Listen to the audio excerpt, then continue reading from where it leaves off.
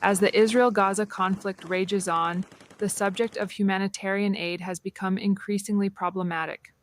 On Tuesday, Jonathan Miller, Israel's deputy ambassador to the United Nations, revealed that almost all United Nations requests for the coordination of humanitarian convoys have been approved, but that the problem lies with the collection and distribution process by the UN. Since the beginning of the war, more than 36,000 aid trucks have been brought into Gaza. This is over 682,000 tons of humanitarian aid, which has included food, water, shelter equipment, medical supplies, fuel, gas, and more.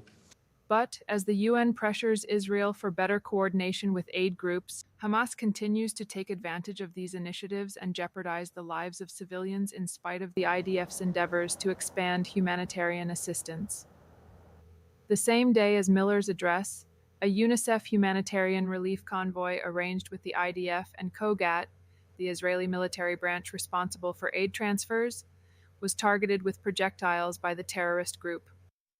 Humanitarian operations have repeatedly been in the crosshairs in Gaza. And I think you know the number of humanitarian workers that have been killed.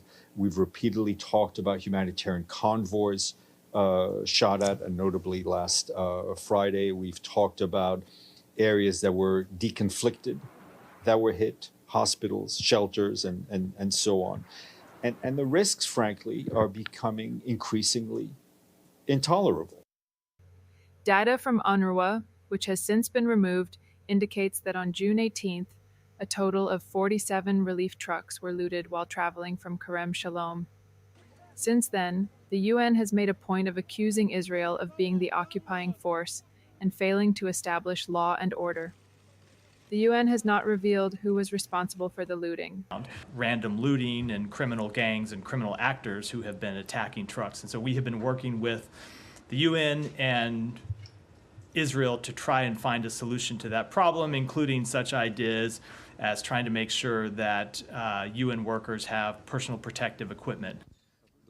At this stage, the UN spokesman says the situation has to be monitored day by day.